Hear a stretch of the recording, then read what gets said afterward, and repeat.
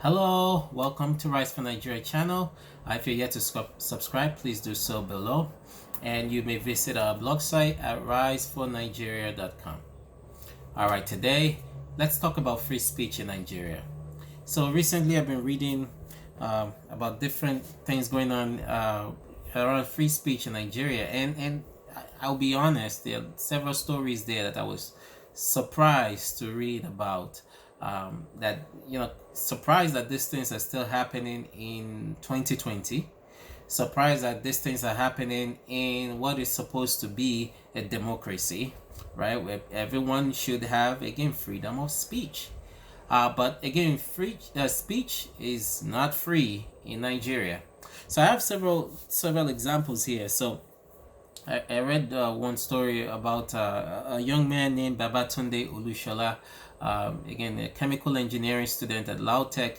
He was locked up on the orders of former President Goodluck Jonathan, because, again, Babatunde had created a parody account, with Goodluck Jonathan's name.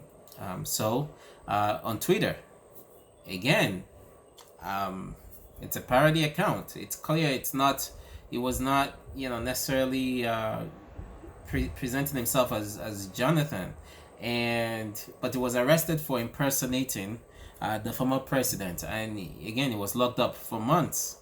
Again, a student, chemical engineer, locked up on the orders of the president, former president.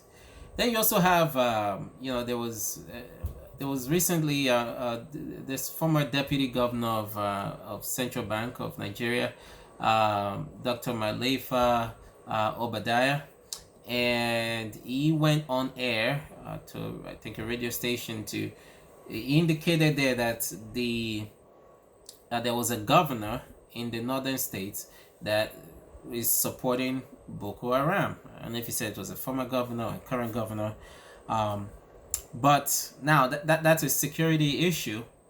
But I was surprised at the speed at which the government came to work on this issue. Immediately, this man was summoned by the Department of the DSS, the secret police in Nigeria.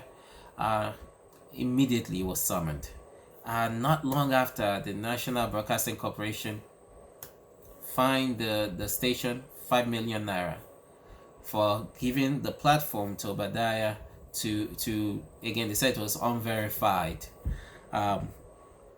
And you also have, it was so fast. The police also had invited him, and I'm amazed at how fast they are working there. I wish they would work so quickly at resolving the security issues all over Nigeria, kidnapping, what's going on in southern Kaduna right now. So, but again, they don't move so fast on those types of issues, but they move very quickly.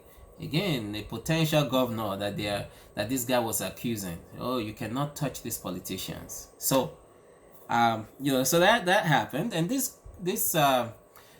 fine apparently has the full weight of the Minister of Information, Lai Mohammed. So again, those of you may not know Lai Mohammed. Again, in 2012, 2013, APC was just being formed, and Lai Mohammed was like the face of the opposition in the media. He was very quick. He did a good job, again, in the world of politics. But then at least Goodluck Jonathan did not bring down the whole of government to prevent him from speaking. So he spoke very freely, he said a lot of things he exaggerated against the Jonathan government. He was free. But now, as he's in power now, his party is in power, they're doing what they can to stifle free speech. Actually, with Lai Mohammed as well, there was the story of a journalist very recently, I think in May, Rotimi Jalayemi. Again, he wrote a poem, and they said he was offended by it. Lai Mohammed was offended by it. Rotimi Jalayemi was ordered to be arrested in Osun State. Not just him, his wife, his two brothers, they were locked up. In fact, I don't think it was anything less than 2 months that Rotimi Jolayemi was locked up for. I mean, let's think about that. A journalist published a poem, and again, he thought Lai Mohammed was offended by it and ordered his arrest. So let's think about what's happening here, what the people in power are doing to keep people from speaking up. The NBC, right, put out a statement. I wanted to read this. It says to denigrate our elders and leaders in abusive terms is not our culture. Well, I agree with that, but why should the NBC be the police here of, again, abusive, insulting elders, if you will, insulting politicians? Why should the NBC police that so much? Why is it that they care so much about that?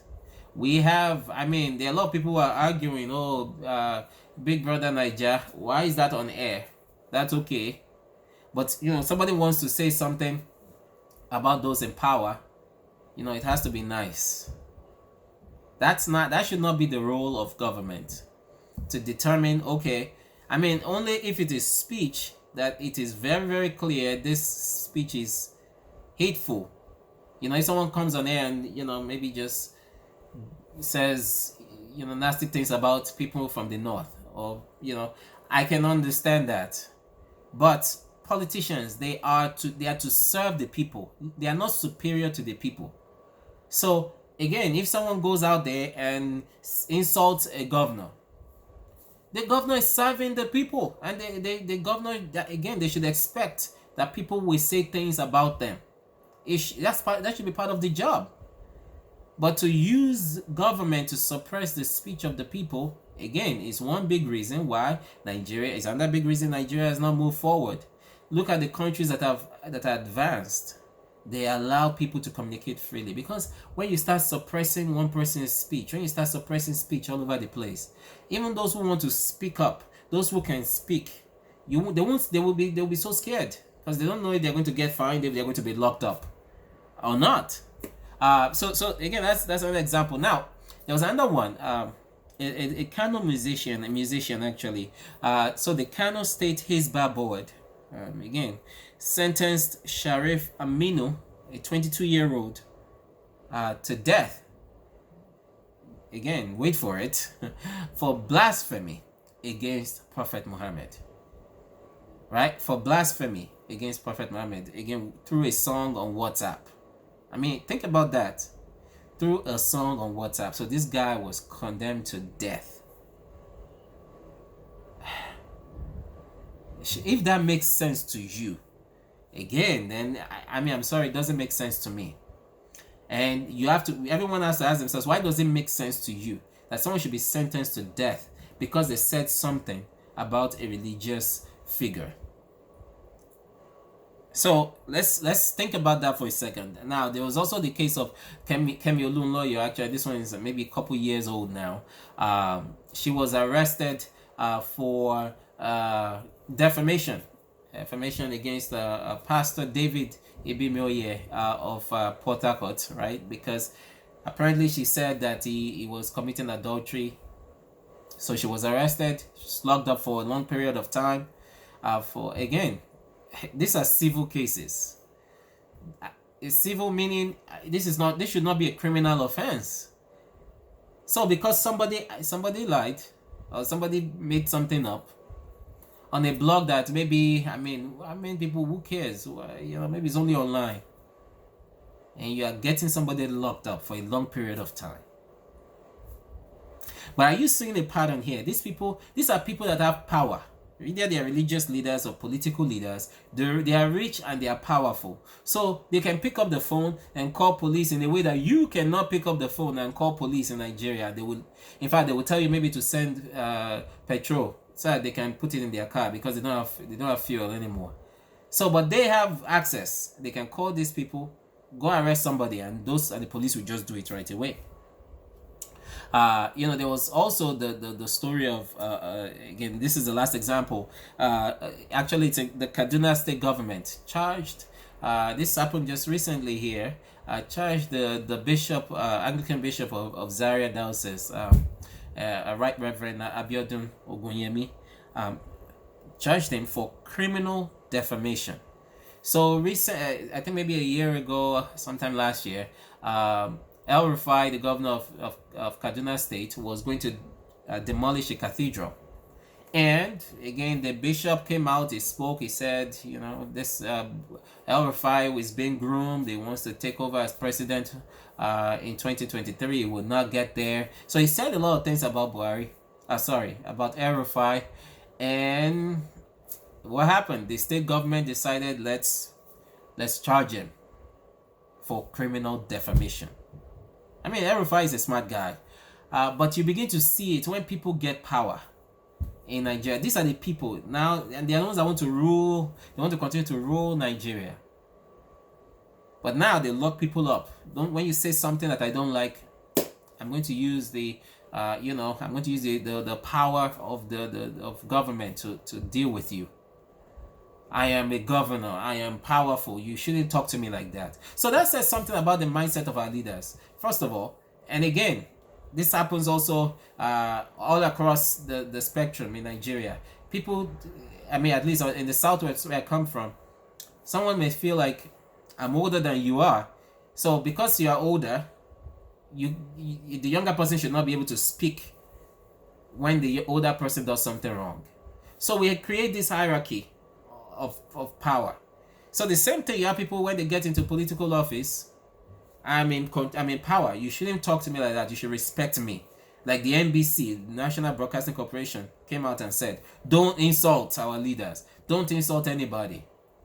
So to the Nigerian mind, again, because you're older, because you're in authority, that means you're a religious person, leader, don't say anything about them. Don't say anything negative about them.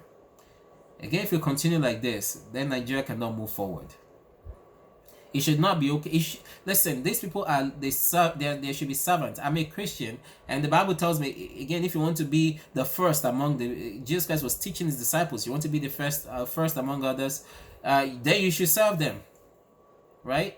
So you, as a leader, you have to serve. People should be able to say anything if they say something about you, you're serving. You that should be part of the job. So it starts with that mindset. So we need to start electing leaders with that mindset, that don't think that because they are leaders, they are in authority, no one should say anything negative about them. Don't insult them. I mean, you won't like it. They are human beings too. They shouldn't like it. But that's where they are supposed to restrain themselves. Don't use the instrument of power like El Rufai is doing, and Lai Mohammed and all these different people, to suppress free speech. Yes, there are a lot of people who make noise online. There are a lot of people who are saying wrong things that are not true online. But again, suppressing them is not the way forward. By suppressing those people, you will suppress others too who want to say something positive, because they are not even sure, am I going to get arrested? Will I get locked up or not? And two, I want us to think about this. Religion. I mentioned the story of the young man, 22-year-old, who has been sentenced to death because of a song on WhatsApp insulting Prophet Muhammad. Can we educate ourselves? Please, if you're listening to this, you're an educated person. Please educate other people in your religion. I should educate other Christians. You as a Muslim, educate other Muslims. Our prophets, our religious, heroes, they can fight for themselves. Prophet Muhammad does not need you to fight for him. Jesus Christ does not need me to fight for him. If he wants to fight, if Prophet Muhammad wants to fight for himself, they will fight for themselves. We all agree that these are supernatural beings, right? They are not ordinary people like me and you, like you and me, right? So if we agree on that, let them fight for themselves. They don't need you to fight for them. Government, can you please educate the people? People in, religious leaders, educate your people too. Don't fight for our prophets. Don't fight for, just let them fight for themselves if they want to. It's not your job to do that. Be a good example of your religion to other people. Leave it at that. Stop fighting for Prophet Muhammad or Jesus. They can fight for themselves. So let's start doing that, and let's get rid of laws that again kill people, again because he said something against Prophet Muhammad. I wouldn't like it. I shouldn't like you. I'm not saying you should like it, but don't do this. So that's another thing. So let's teach our people. Government, educate the people. Educate the people. Stop fighting for religious leaders here. And I want to also say, again, it comes down, to wrap it up, it comes down to every one of us. See, we are electing people like the Kano State governor, who, again, it was on video, it was shown on video, putting money inside his babariga, right? Putting inside his clothes. Dollars, putting it in there. Video showed it. I don't understand. I don't know what else. And all of a sudden, that it just died. The House of Assembly could do nothing about it. In fact, even the president, I don't know what he said. And these are people we voted, and the people of Kano State voted this man into power for his second term. So, fool me once.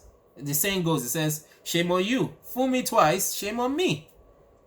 Shame on us when we continue to elect leaders that continue to do things like this, and we continue to elect them. So we are electing somebody like that into power. And I see, again, these laws are only coming after the poor people. What about the Kano State governor? People are just corrupt. They continue to steal from the Commonwealth. And these laws they're not going after them. They're not sentencing them to death. It's ordinary people that they are sentencing to death. It's ordinary people that they are locking up in jail for life. Right? When they say something, they don't like, they will lock them up. That says something about us. Why do we keep electing this type of people? You don't say, oh, it doesn't matter, they will rig it. Why don't you start? Actually go out and vote. And those of you who keep defending, oh, I'm for Jonathan, I'm for Buhari. Listen, the rich and powerful, they belong in the same group. You are not in that group. They know those that are in that group. You are not there. So why are you fighting for these people? Fight for leaders that will actually respect your right to speak. Senator Abo is another one. Again, of Adamawa State. This young guy, again, was caught also in a store assaulting a woman. Video caught it. Well, what has happened? The case has been dismissed. And everybody kept quiet. Everybody screamed the first time.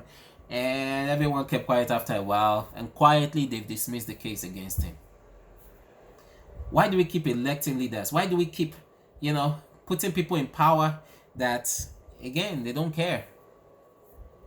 So there's plenty to think about there. Again, if you think it's normal, it's okay for government to be doing things like that, silence you when you speak, then Nigeria cannot move forward, because a lot of people will be scared to speak up. If Nigeria wants to move forward, people should be allowed to speak. Free speech has to be part of the right of every Nigerian, not just the right of the rich and powerful. Okay, so that's it for today. What do you think? Share your thoughts. Again, leave a comment. Hopefully we'll hear from you. Thank you for watching. Share this, and we'll talk to you next week. Take care.